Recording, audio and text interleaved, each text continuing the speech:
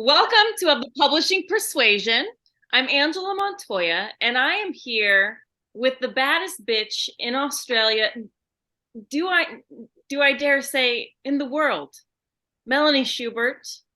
Hi, how are you? Sorry.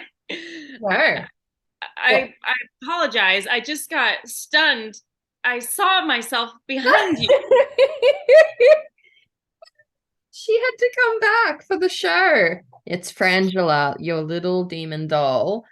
Yes, a It, part of my soul is in that doll, Melanie. it certainly feels like it. I can't picture you wearing this ever. Yeah, maybe 30 years from now. I When I'm at a business event. One of my favorite possessions, that doll. You know what would have made it better though is if like they could have put like a little recorder in there and like I could have said something or so, you know what I mean? It's just missing a Oh, I little. know. I know Yeah. because I was looking up. I don't want to spoil anything, but I was looking up stuff, and that was one of the options. Can do a doll with your face and a voice recording, but they're a little bit dear. Yeah. I think it's for like army kids, like if their parents are Um, away, and then they're like, "I love you." That's why I said it in that voice, but you know what I mean? Like you press the yes. doll and it's like, "I love you." Have a great day. Is that your American accent? No, Do you maybe have one? I can try.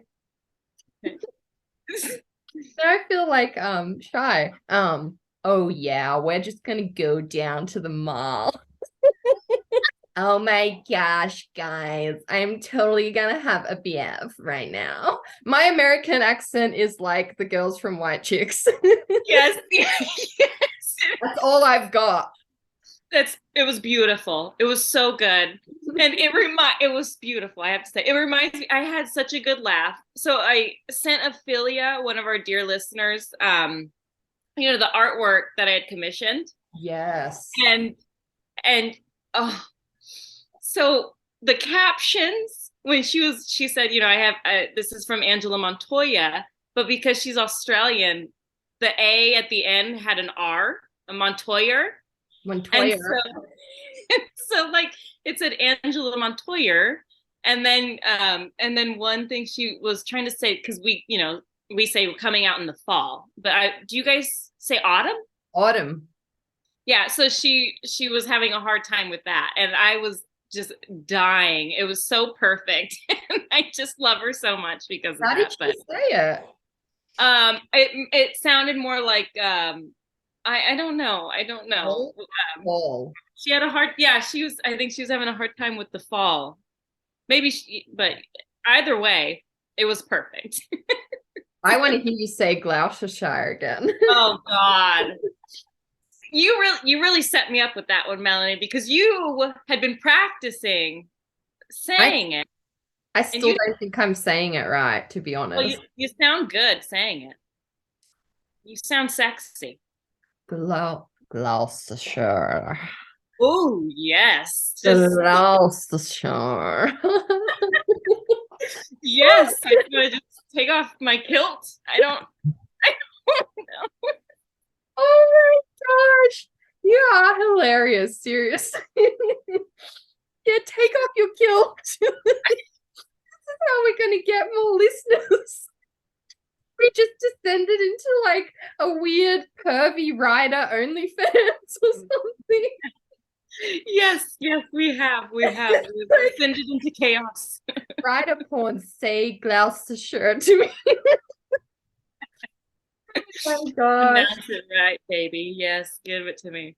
Funnily enough, speaking of slightly porno things, our reel Yes, yes. our reel is like went a little mini bit viral, well viral for my account. It's had like it's just started popping off this morning. You can tell because things start, likes and stuff start popping up. And last I checked, it had like nearly 12,000 plays. What? I know. Oh my gosh, that's hilarious. Yeah, our podcast ones never hit that anymore, not since like the algorithm changed. So I was just like, the people love the authenticity and the spice. Wow. Well, who would have thought? I mean, I guess it makes sense. I know. But yeah, bring on the spice, baby. The spice. And people are gonna be excited for that book. I think just anyway, it's just any Montoya book is gonna be a gift to the world. Yes. Thank you. I appreciate that. And I am calling it into action. Yeah. I am manifesting that right now. Court put up this like I'm not one, use your words, Melanie. I'm not one much for like star signs and all that stuff, but she put up the Cancer star sign, and I was like, oh, that's really cool. I love that. And I clicked on, I was like, what does the Pisces one say?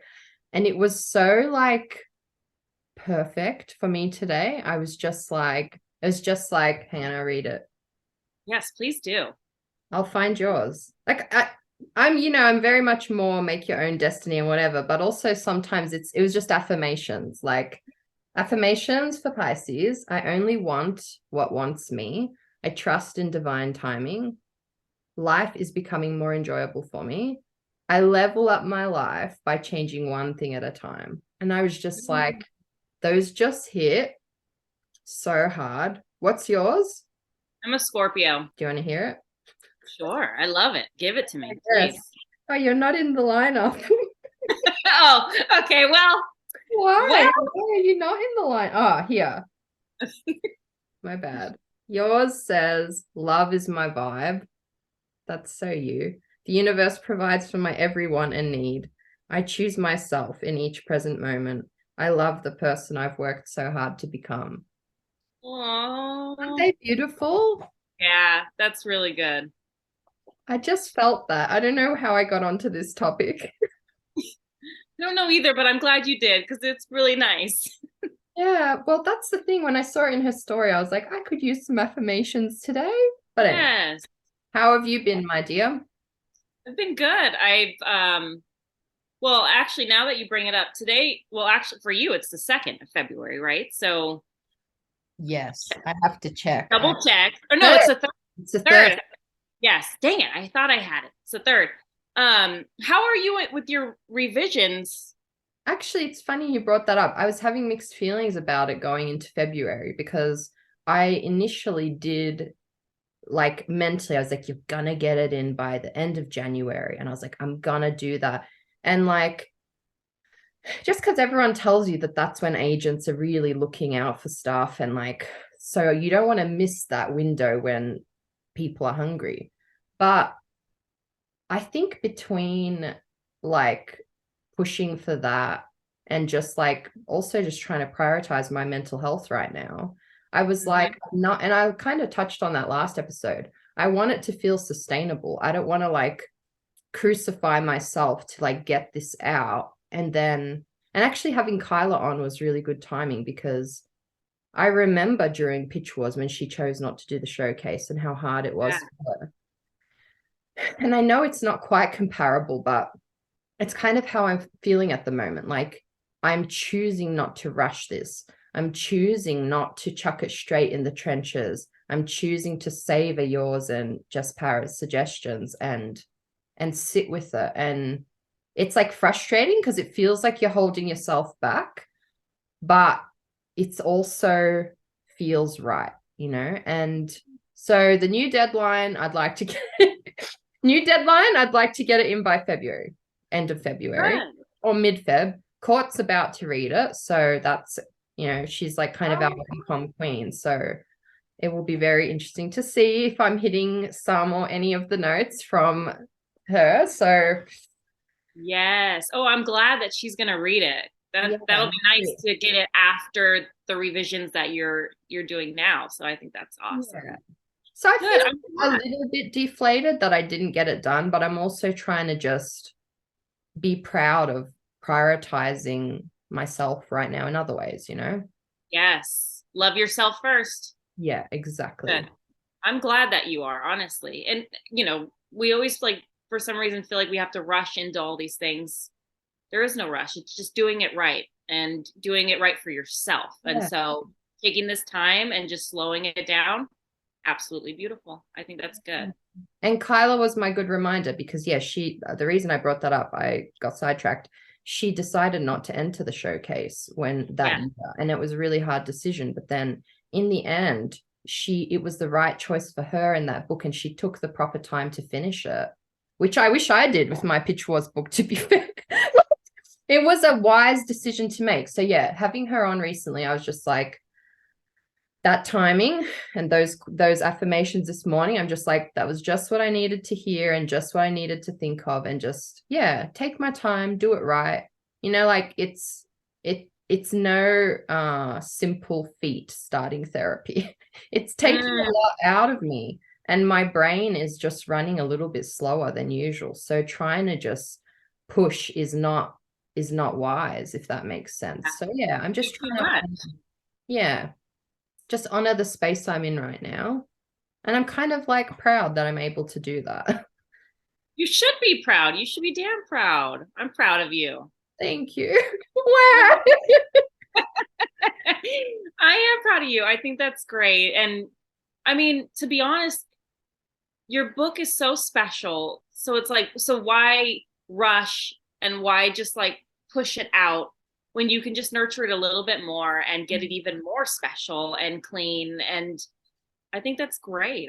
I'm ready. I'm You proud of made you. me well. You made me well up. But yeah, like I don't want to just focus on get published, get published, get published. Like I want to be a better writer. I want to do like what I need to level up my craft. And I have great friends, and you and Para, you have such an eye for like the things that needed work in my book. And why would I rush through it? Why wouldn't I savor it and fix it? So that's the plan. Good. Thank you Good. for believing in me. I believe in you and I'm happy for you. I think that's great. I honestly do. And I'm excited that Courtney's going to read it. And speaking of Courtney, I'm reading her second book right now. Yes, I'm In the Case of Heartbreak. And oh my, Melanie, it's so good. And I'm so happy because we've been in the DMs with Courtney K, and and even when we touched on this today with Lyssa about these second books, they take so much out of you. And it's hard, but she did it. Courtney K's second book is so good, and I'm so happy for her. And like, it's try again. I think so. Like, honestly, as I was reading it, like the first like couple chapters, I'm like, this is perfect. She did so well. And you can tell she's added and inserted so many little things that are so her. And like, you're in it, and Para and I are in it, and Para and I are a couple in it. Just dying over that. I know. Just this little, like, there's these little things that she's added into it, and it's just so special. So Courtney K, if you're listening, I am so proud of you. And her books are so full of joy, and that's the thing. Like when you read them, you feel happy, and it's like we were saying about that J-Lo movie. Yes, bring that up because like it's just right now. I'm just realizing that's the kind of stuff I want to read. That's the kind of stuff I want to write. Stuff that makes people feel joy. Yes, it's so funny. So Melanie like snuck into my DMs whatever morning that was or day, and she was like, you have to watch Shotgun Wedding, the new J-Lo movie. You're gonna freaking love it. And I was like, dude, look at my stories. I just posted like, I love this movie. And we were vibing on it. But it's just this perfect amount of cheese, and they leaned into the cheese. They made fun of themselves. It was action packed. The love was there. It's just the right, like you said, it's I think what a lot of us need right now is not so much serious, just let us escape into this Yeah. make believe world where everything ends up happily ever after. Like, just give it to us, damn it. Exactly. And I feel like they did such a good job with it. And like you said, it doesn't take itself seriously. Like I get that that's probably not everyone's type of humor because like, you know, when we were watching it, my brother-in-law was like, I don't like when they use that as a device to just move the story on and like that some of it was unbelievable. And I was just like, yeah, but I don't care. I'm so Yeah. invested. And that's the mark of a good piece of work because every piece of fiction requires you leave your disbelief at the door in some way, yeah. And oh, she Oh, that can't. was good, girl. Write that down. Yeah, my ego is not going to be able to leave the door after this episode. You're too good to me. No, but that's the thing I've realized with the stuff that I really love. It's not flawless. I just Yes.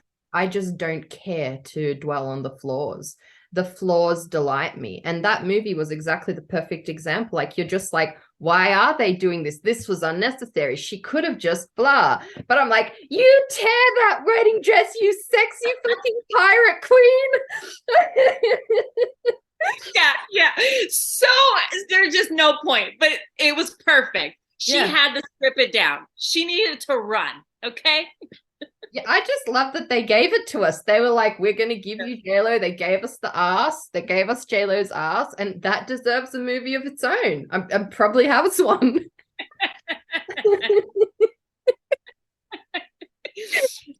That should be the next reel for this episode. Loved it extra because I put JLo in my book as kind of like an icon that one of the characters, he's obsessed with her. He thinks she's such a style icon. So, I mean, you know, apparently I've just become her advocate. Yes. Yes, that will be our next reel. JLo's ass featured on Of the Publishing Persuasion. It's clickbait. Yes.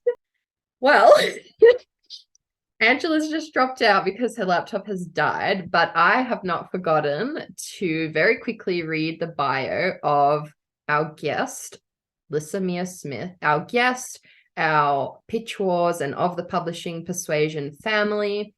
So Lyssa Mia Smith is an author of romantic fantasies and a fan of all things magical and heart-wrenching. She has a Ph.D. in clinical psychology with an expertise in adolescent trauma.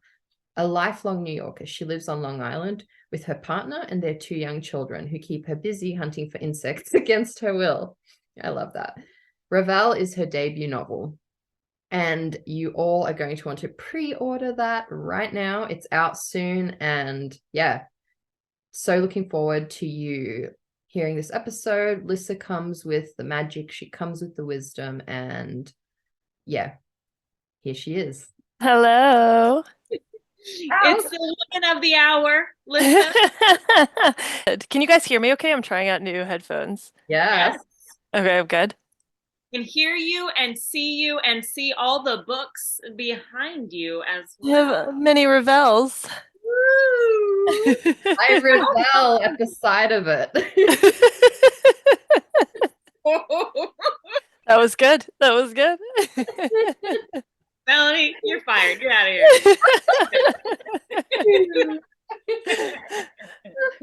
How fun is this though that we're coming back and now your books are behind you. You are an author. I mean, how fun, right? That we all get to just come back and bullshit again. It's so crazy. It really doesn't even feel like real. I feel like I was just on. I was trying to think, when was that? Like a year ago, I guess? Yeah. I think Yeah. so. You were one of our first, and Oh, wow. you're right. It does, but it's like a lot has happened, so it both feels like forever ago, but also like it could have been yesterday. Mhm. It's weird like that. The time is so weird. Yeah, I guess as we're recording this, I am 12 days away from publication, which just sounds so crazy. Absolutely mind-boggling. I mean, we know your story. Our listeners are going to get to hear more about you, but like, it's so awesome just knowing how far you've come to get here, and here you are with the books. And you know, it's really awesome just to see you shine, and we're just so excited for the world Thank to do you. this. I've been waiting. I'm still mad, honestly, because NetGalley and I are fighting right now. She denied me of my arcs, but it's Damn it, Ellie, that's cold. NetGalley can be very fickle, yeah. and not make a lot of sense sometimes, but yeah. I'm waiting. I'm waiting for my copy, Okay. which I pre-ordered. Hopefully everybody's already pre-ordered theirs in the entire universe. That would be nice. A little overwhelming for pre-order campaign, but I would take it. How are you feeling about everything? I'm okay. It's surreal still. Like time is moving both quickly and slowly.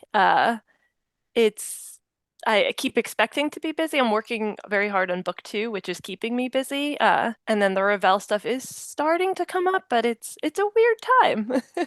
Yeah. Well, and I mean, I know it's not in our notes, but Melanie was mentioning this to me before earlier, was like talking about what's going on with HarperCollins and Yeah. sort of this weird, mess of a situation, and it's so shitty for the workers that are trying to unionize for HarperCollins, and also for you guys as well, who going into your debut year. Now, how are you feeling with this situation? Ooh. It's really hard. Mm. Um, it's hard, especially I like fully support the union and understand why they're doing this fight. It's such an important fight. It's actually Big Magic, which I won off of a giveaway that you did. It's been helpful because Elizabeth Gilbert talks about how you just have to remember that at the end of the day, it's just a book. And so that's what I keep returning to. Like, okay, well, my entire marketing plan, 90% of it was focused on the last 2 weeks before pubs, the 6 weeks before pub, and marketing's gone. Publicity's gone. Everybody's gone. So I'm just, but not on my own. My editor's still in, and there's like a skeleton staff within Harper, like holding up the best they can, and they're awesome. But marketing sort of quiet and in the background anyway, so it's hard to know what's happening, what's not happening. Um, Clearly, this is a very anxiety-inducing process. I'm going to ramble about it. But at the end of the day, it's just a book, right? Like I get another one. This is not going to, more likely not going to be the ideal launch. Either way, even if it went perfectly, I'm still missing a lot of the people that worked really hard on this book. So it's not as fun. It's really hard to celebrate in that way. Mm. Um, I think a lot of the book community is really trying to figure out how to support the union while also support Harper authors, and we haven't found like a medium. So I get a lot of sweet messages from people that are like, I don't want to review any Harper books just yet, but I really enjoyed yours. Like, thank you. At least there's that. There's some sort of It's out there. I didn't even think about that. So people are actually avoiding reviewing the books and stuff as It's opposed a to. Yeah, people are avoiding some people. I mean, I've even had friends attacked for doing self promo. It becomes, how the yeah. publishing world can be, unfortunately, there can be a bit of like virtue signaling, send a check to the union, show up at a protest, send them coffee. I don't know how much turning around your Harper books on your bookshelf is helping the cause, but Mm. solidarity, I guess. It's weird. It's all weird. This is unprecedented. I'm Yeah. lucky in that I don't depend on this income. This isn't my only job. My family has other incomes too, but there are people who, I mean, deadlines are getting pushed back in Harper, and there are people who are going to be really financially impacted, agents who are really financially impacted because you can't get paid if you can't sell books, if you can't get books published. All of the paychecks are tied to publication. So while I'm impacted, like it's not my livelihood per se, not my only livelihood. So it's hard to, there's only so long I can be woe is me or play my tiny little violin when they're fighting for things I believe in and people are being impacted worse than me. I mean, really, that pretty much sums it up. And it's so true though about Big Magic, and that it's I mean, it's just a book. Obviously, we love our books. We're Oh yeah. obsessed. But really it's just, and it's something I'm trying to keep like beating into my head going into debut, is like, this is just the first, or it's just Mm. one of hopefully many to come. And even, you know, months from now, your book is still going to keep getting sold because word of mouth is going to spread about how beautiful and wonderful, perfect your story is. So, you know, it's just one of those things that's like just this life in the last few years. Yeah. It's just okay, well, here we go again. Here's something else. And we just keep on living. Expect the unexpected, right? It's I feel like that same like resilience and passion that's got you here now will, like, ultimately this is just the beginning for you. And I like, that's something I always find it helpful to remind myself, this is the start, not the end. And your talent and drive for what you do has already gotten you here, and that's going to keep carrying you through regardless of what happens with. And I think that's where it's just a book, because it's also your hopes and dreams and your part in the book as well. And that's why these unexpected things and the parts we can't control, I think, are so like shaky, because you're still putting everything. You're allowed to be sad that like things are, it sounds freaking brutal, no lie, you know. We can understand why they're doing it 100%, but yeah, if you're allowed to feel like, you know, it's your debut as well, but you're a shining star, and none of that can be dimmed by that. And Monty's right, it's just the word of mouth that once sold books alone, just mere word of mouth and paper. Good books will still find their way by those old paths. It's so true, and that's the bottom line. I still think I wrote a good book. The audience that's meant to find it will eventually find it, and that you know, will matter more than anything in the long run. It's not about week one, it's not about month one.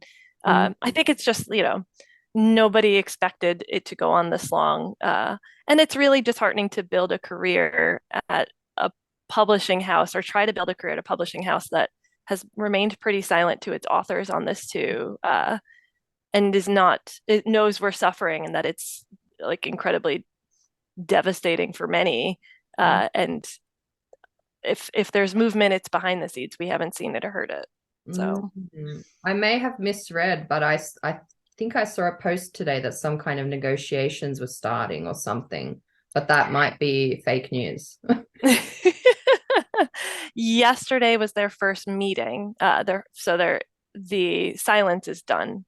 And then I got a text last night from someone saying, "Oh, this is top secret, but like they have a deal." And I was like, I didn't realize how badly I wanted it until I was like, yes, and then this morning I woke up to one that was like, "Oh, sorry, no, that was bad information. The person I got it from was wrong." I'm like, no. Oh my gosh. That's a roller coaster. That's what I get for listening to gossip. With us. Like, it's very raw and very real, and we appreciate you sharing it. And we're going to be freaking cheering and boosting this episode Thank you. as much as we can. Thank you. Can you tell our listeners about your amazing book, about Revelle? Sure. So Revelle is a Moulin Rouge inspired 1920s YA fantasy that centers around Lux Revelle, who is the 18-year-old star of her family's enchanted, fantastical show. Think like Coney Island meets 1920s Prohibition era. But she knows that the splendor on this mystical island off the coast of New York is just an illusion, and the Revelle family is pretty broke. And worse than that, their enemies on the island, the time-traveling Cronoses, have control of all the booze. They now, in Prohibition, the only bootlegger on the island left is the son of her enemies. So she strikes a deal with him to pretend to be his girlfriend in order to help him become mayor by getting that side of the island's vote, like the cool people's vote, and not the stuffy rich people's vote, in exchange for all the booze her family needs at a discounted rate they can afford.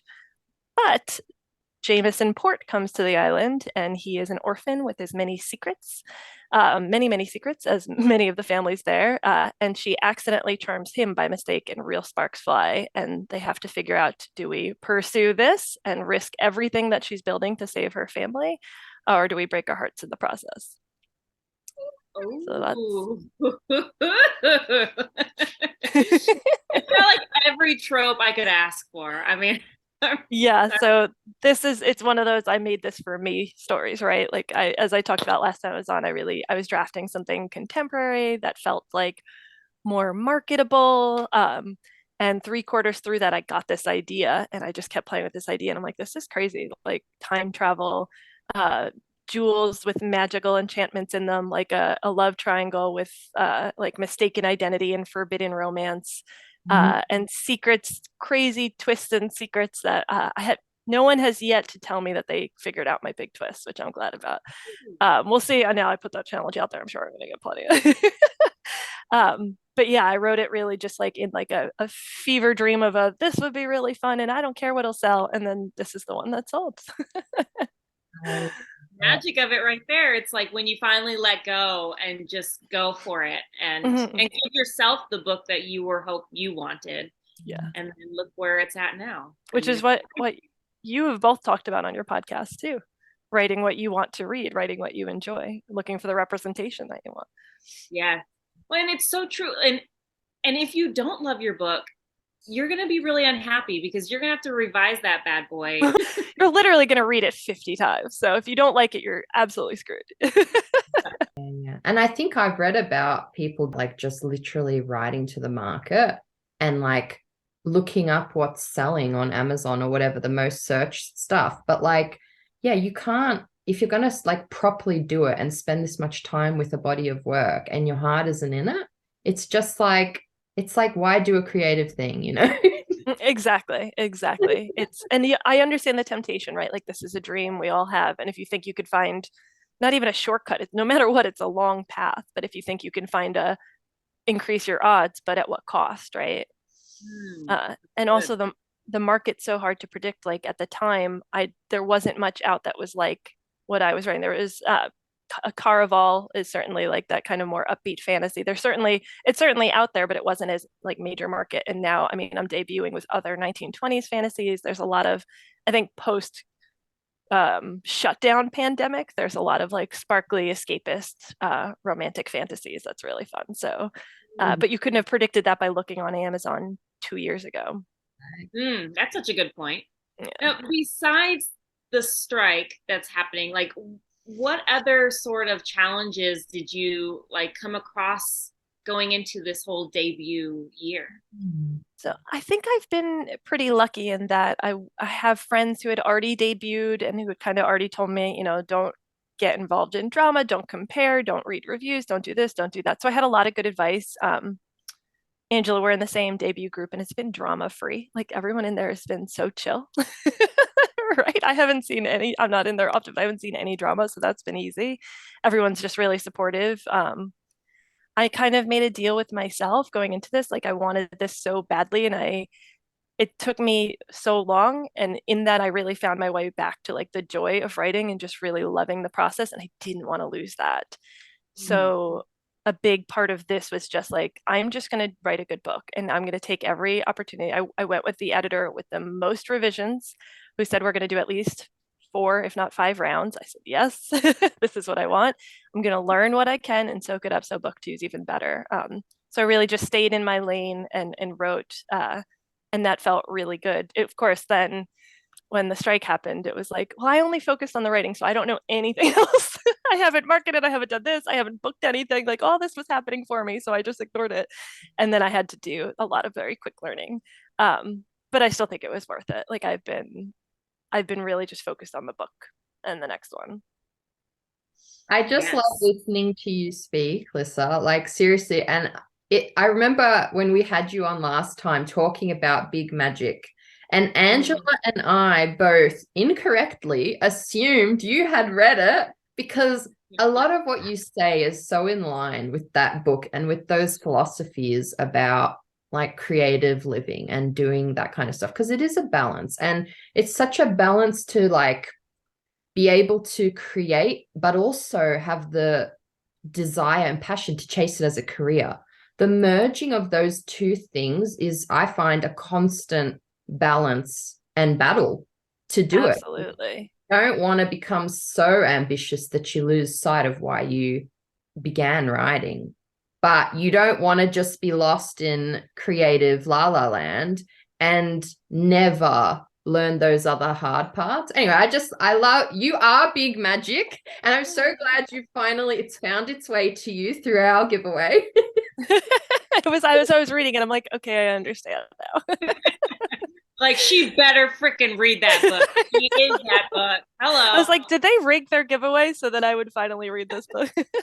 I literally had chills when I saw your name come It up. was meant, it's like Gilbert talks in the book about, the inspiration finds you. This book had to find me. Yes. Yeah.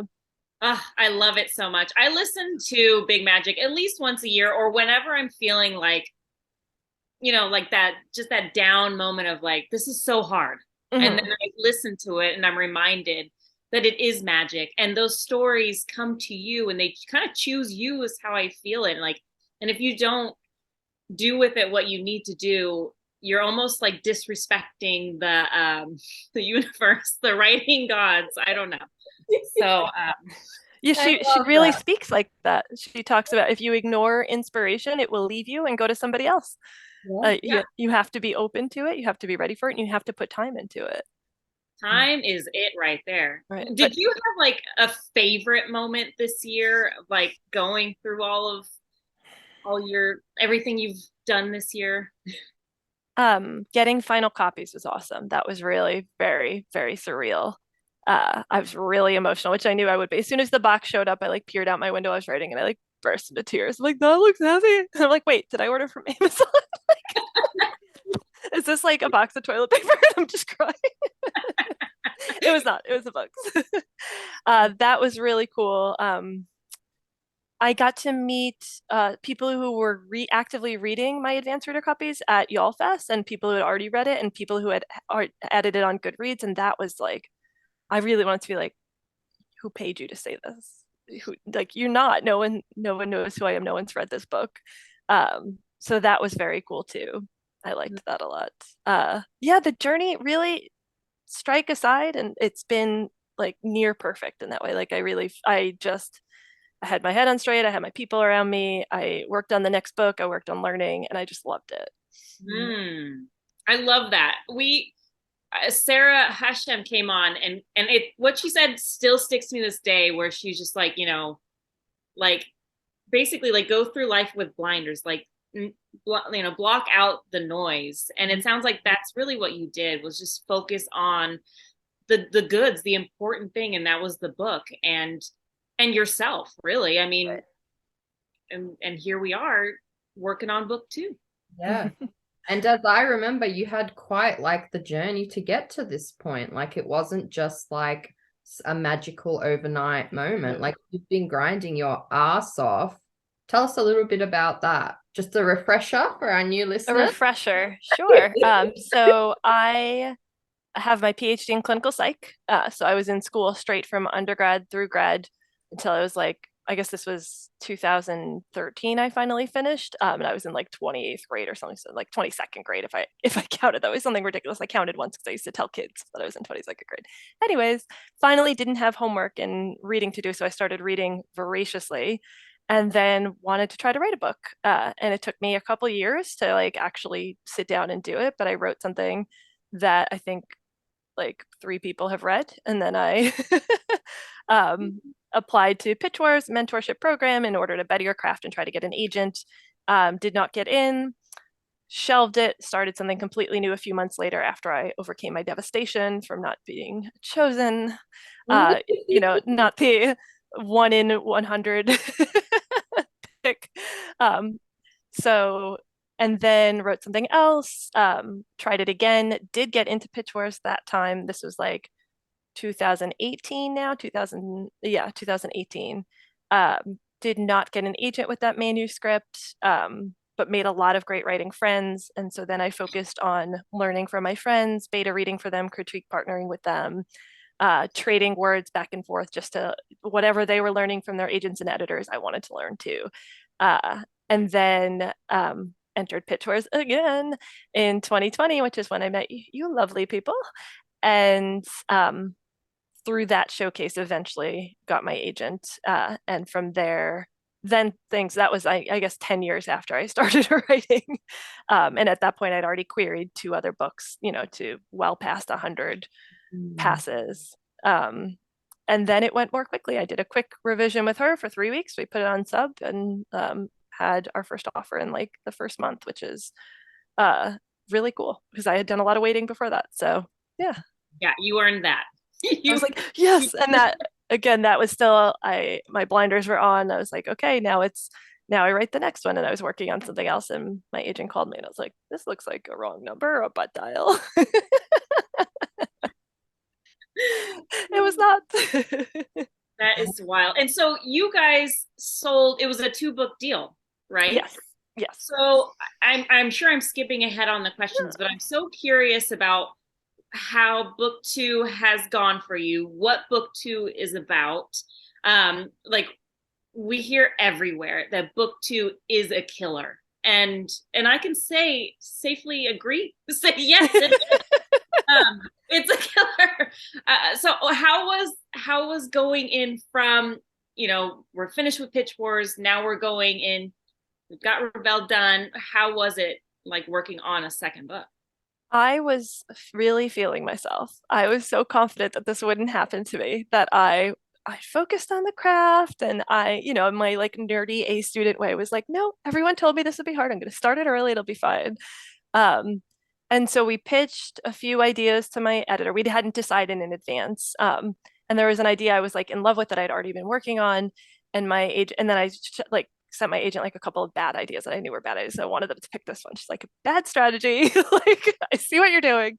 It's a skill you need to learn to really think about like get many book ideas. And so then I came up with something. And as soon as I came up with it, I'm like, crap, they're gonna pick this one. Like this is gonna be the book. It's this, and I was very excited to write it too. I'm like, oh shoot, this is actually a better follow-up to Revelle. It's it was already agreed on it would be a different standalone fantasy, like not related to Revelle. And so then we sent the ideas to my editor. She put them in the order that I thought she would, which was good at this point. This is what I wanted. But I'm with Balzer and Bray, and it's a small imprint, but they really do like a team approach. So she's like, well, the team wants to read the first 50 pages before we officially sign off. I'm like, I can't just write 50 pages. Like I have to write the whole book because my process is to write a book, rewrite that book, rewrite it again, and then start revising. Yes. Really? Yeah. It's a terrible process, Mel. Do not do this. Do not. If you are saved by this, don't listen to a word I say because it's terrible. No, I'm amazed. It's a lot of work. It's every time I start, I'm like, I'm not going to do it this time. And so this time I'm like, I can't. I have to give them 50 pages. And so I took a few months and really researched it and plotted it out and wrote 50 beautiful pages. And they're like, they loved them. It was great. And I was like, the rest of the book will continue to flow because I put in all the hard work before. No. Oh, no. Long story short, that was like almost a year ago. I guess that was 9 months ago, maybe. And I drafted as quickly as I could. I like listened to like all these like master classes on fast drafting. I was like really trying because I'm not fast. And I liked it, but I knew it was messy. And so then I revised it a little bit and ended up rewriting it because that's what I do. And so I rewrote it, and the first half was good, and the second half just went absolutely crazy. But this was like past due at this point. I'm like, I've never missed a deadline in my life. So I'm like, I sent it to my editor with my own edit letter attached. Like, here it is. And here's a few pages worth of notes on what I want to change, but I just can't look at this anymore. And she read it and called me and was like, do I even write an edit letter? Because I just agree with your edit letter. And then we brainstormed on the phone for a few hours and just made some like massive changes. And she's like, this is more of a rewrite than a revision. I'm like, yes. And the third time is the charm for me. So I'm rewriting it for a third time. Oh my word. So you're back to your old ways. I'm back to my old ways on deadline. 50 perfect there's never perfect pages, right? But 50 beautiful pages completely. She's like, you don't need to touch the opening's really good. I'm like, like completely. But I know it's better. So what are you gonna do? I was like, they're really chill and they push quality over like deadline, but they did just ask me some like cover design things. I'm like, this book doesn't have a title. It doesn't have a title. And it's only halfway rewritten. Like, I can't have a cover yet. So yeah, clearly I am very professional in book 2, and I have not at all fallen for the book 2 killer moves. Not at all. Not at all. No, Perfect. totally chill about this. Like my book comes out in 12 days and I'm like literally 8 hours a day, 10 hours a day in front of my computer, like waking up. Like it's like I'm like, I know at some point my brain's gonna turn off for Revelle stuff for a little while, and like I need to get as far as I can before then. Yeah. I mean, well, fuck. It's Just ignore me for a second. I'm just turning on the light. A storm's rolled in over. I was curious. So dark. I'm just gonna turn on the light. Okay. I was like, is it like, did time change? Did Mel time travel? What time is it? yeah. I was wondering too. But yeah, hey. it got so dark. Before, the sun was streaming and so bright, I pulled down the blind, and that's why it's gotten so dark. When the storms rolled in, it's black outside the sky. So now I'm sitting in the dark like a little sea urchin, like, hello, everybody. And I kept brightening the screen, and then it was like my glasses, like some kind of evil creature. Tell me about your book. I just saw it getting darker and darker, and the glare on my glasses getting brighter. I was watching that. I'm like, I don't know what time it is there. I'm so bad. Like geographically, what time? Is it dark out there? It's just Melbourne. Melanie just disappeared. It's just Australia. Australia's weird, from what I've learned. Melbourne is notorious for being like summer and winter in one day. Like it was 40 degrees last week, and then yesterday it got dropped to 10. Like, oh wow. Overnight. So, but it's just Melbourne. Now it's storm. Just Melbourne. Anyway, I'm sorry. I digress. Nope. Did you apologize for the weather, Mel? I did. That sounds about on brand for me. Oh, man. How long did you have for Revelle? Like before you got into Pitchwars, how long did you work on that? Revelle I wrote quicker than usual for me. Like that I wrote quicker. I think I wrote it in like 4 months, and then I think I revised it for another 6 and did the same. I rewrote it in a different tense with some changes, and then I rewrote it again in Pitchwars, but only the 2 rewrites.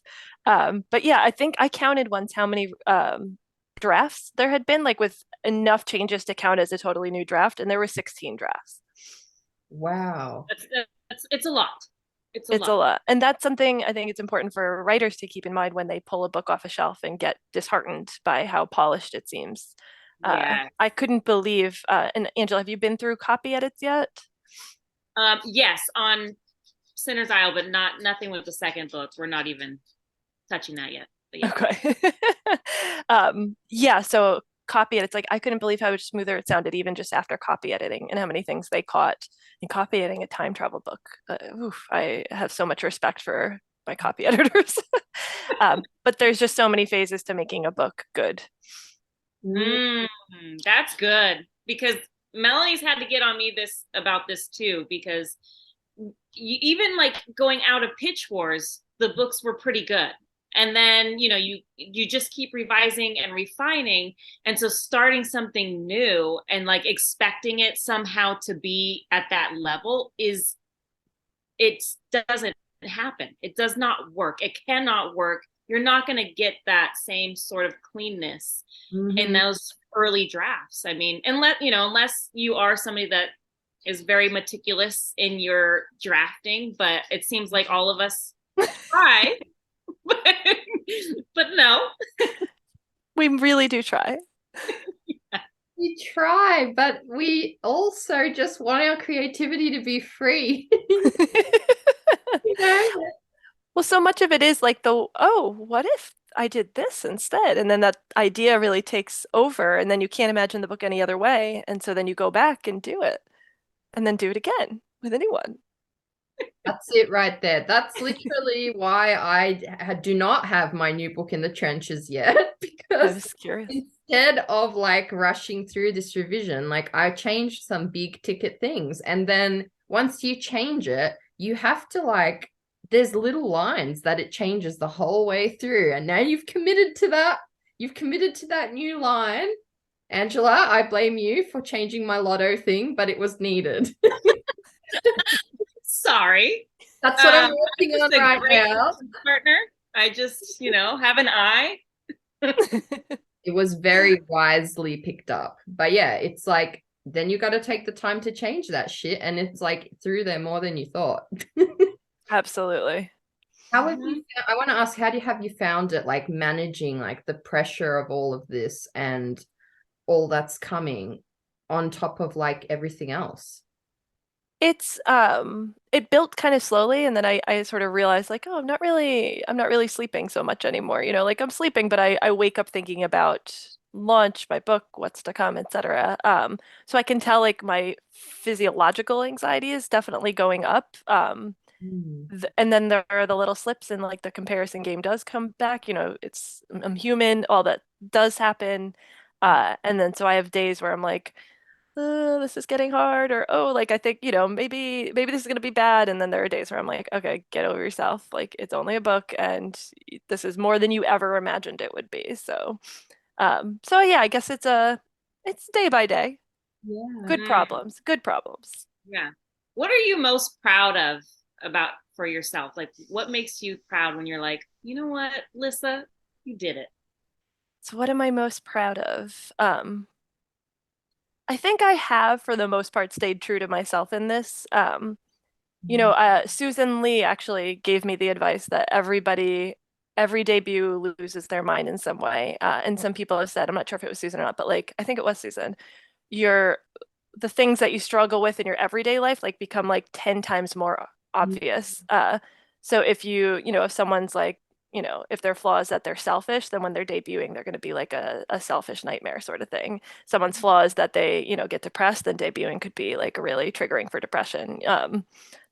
So I think I've been really pretty mindful of that, and I'd have to ask friends, I suppose, or my partner, but I don't think I've lost it. Like um, I think I've stayed fairly grounded and have been able to enjoy this. I also took Susan's advice from your episode with her on celebrating, and I planned a big a speakeasy launch party following my like New York City book launch. And so I have a lot of friends and family and book friends and author friends coming to that. Yeah, so I think I've kept the joy. That's what Mm. it'll be. I think I've kept the joy.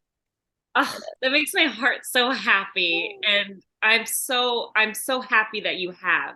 And Susan Lee, I mean, that episode stuck with me. I probably bring it up at least 5 times a day. It's true. It's like celebrating this thing that you have accomplished, that you've worked so hard for. And yes, I know we've said it's just a book, but it's a dream that you've had and strived for, and it's here, it's come true. So you better have that speakeasy freaking party. I agree. You know what? Susan is our queen. And I just think that like the more people, I think when we say that stuff out loud, we give each other permission to like fully embrace our joys and our wins. And that's probably why that sticks with all of us so much, Susan's advice. It's another person that we respect and trust on this journey. And they're like, I give you permission. If Yes. you ever doubted that you should celebrate the fuck out of this, I give you permission to just dive deep into the pool of joy because I'm doing it. I'm going to Yeah. jump into the pool of joy and shower myself. And then you're like, well, damn, I can do that. And nobody's going to think I'm like some narcissistic piece of shit for doing it. They're going to be like, she wrote a book. She's been busting her ass for 10 years and now it's happening and she's celebrating and she should.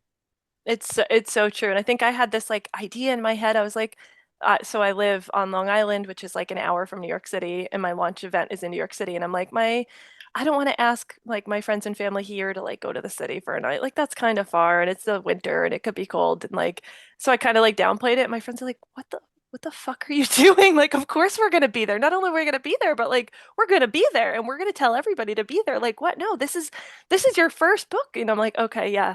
Oh yeah, no, I'm supposed to be like, hey, this is what I'm doing, and you all should be there. So yeah, we're supposed to celebrate. It's not a baby, it's not a wedding, it's not, it's we actually like blood, sweat, and tears, which I guess babies are too, but different. There are other things too. Well, I see our time has gone, and Ah, It makes me really sad because we love having you on, but we'll just have you on again when the next book comes out. Hey. We'll be able to track the journey through of the Persuasion episodes. Thank Yeah, you so much for having me. It's always such a pleasure. I love your podcast, and I just really love you both. Love seeing you both. we love you too, and we're so freaking excited for you. And you Thank better you. just dance and drink your ass off that night. Will do. Homework taken. And Good. your Pub Persuasion family. So we will be tracking your journey over the years and celebrating every new book. So Thank so you. great chatting today. It was like 3 friends over coffee. And